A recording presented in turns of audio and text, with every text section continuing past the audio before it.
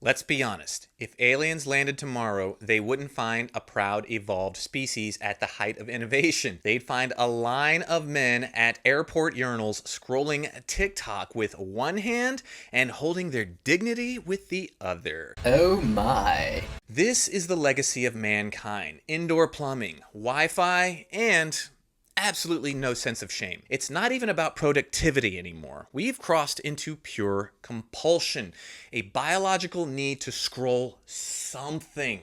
We can't just text. We need stimulation, dopamine distraction, anything to drown out the horror of standing quietly with our own thoughts. Somewhere, there's a caveman ancestor watching from the afterlife, club in hand, thinking, we fought saber-toothed tigers for this shit? The public restroom used to be a sacred place, a temple of solitude, reflection, and questionable graffiti. Now, it's a damn tech convention.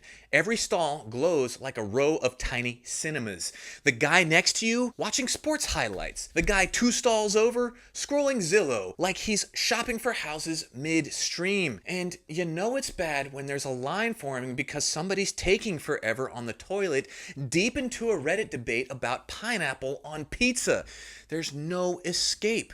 Just a porcelain battlefield of blue light and regret. But it doesn't stop at the bathroom. Oh no, this addiction follows us everywhere. Try walking through any downtown crosswalk.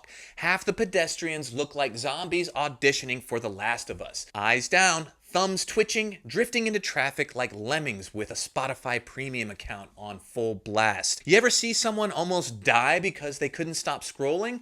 They don't even look scared. They just step off the curb, nearly get flattened by a bus, and then glance up like, oh, weird, there's a bus right there. And then right back to the screen. Like, buddy, you almost became the content. It's the same story in bars. You could have a live band, a crowded room, an actual human, maybe even trying to talk to you, and still someone's checking their fantasy football league like they're managing the Federal Reserve. Do this. Go to any gym and look around. There's always that one guy hunched over his phone between every set. He's been resting for 20 minutes. His back has permanently curved into an uppercase C.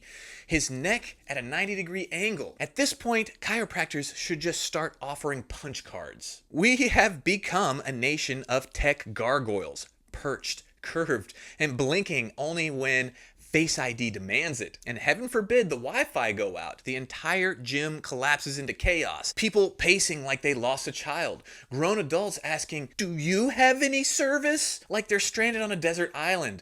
No, Chad, you're in 24-hour fitness. Maybe try lifting something heavier than your phone. But the most disturbing part, the panic that sets in when people can't access their phones. You ever forget it at home and feel that rising dread? Like you're suddenly invisible, cut off from civilization, unanchored from reality? That's withdrawal, my friend. You're not disconnected, you're detoxing. No, I can stop anytime I want. We've trained our brains to need constant noise, notifications, buzzes, vibrations. There's even a term for it now. Phantom vibration syndrome. That's right. People are feeling fake notifications that don't exist. Like it's a ghost texting from the void saying, hey loser, you're still addicted. And you know what's tragic? We killed boredom. It used to be a natural, healthy state of mind. Boredom is where ideas were born, where creativity brewed. Now, the second we feel it, we reach for the phone like it's an EpiPen. We can't even wait without a screen. We've erased all the small moments that made life feel connected. The idle chats with strangers, the people watching, the quiet thinking. Now, every silence must be filled. Every pause must be patched. And what's left? A culture that can't stop scrolling long enough to look where it's going or aim properly, apparently. And you want to know the scariest part? No one thinks they're part of the problem. Everyone assumes they are the exception. I'll lump myself in there. Oh, I only use my phone for work. Sure, buddy, because researching memes is critical to your career. Well, it sort of is to mine. But we've reached a point where people brag about screen time reduction like it's a fitness challenge. Yeah, man, I'm down to 5 hours a day. 5 hours, bro. Congratulations. You just freed up enough time to get another addiction. And we keep making excuses. Well, it's how I stay informed. I'm just checking messages, or it's for my mental health. No, it's not. It's digital meth, and we're all tweaking our asses off. And here's the punchline. You're probably watching this video on your phone, maybe even while peeing. Don't lie, I can feel it. Bro. That's the absurd beauty of it. We all know we're trapped, but we can't stop. It's not about technology anymore, it's about control. And spoiler alert, we lost. The machines didn't need to rise up.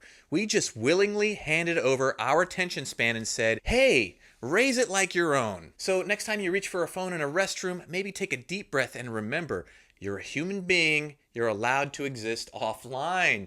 You can go 30 seconds without checking to see if somebody liked your meme about going to the gym or going pee. Because if we can't even pee without our phones, we've officially flushed civilization down the drain.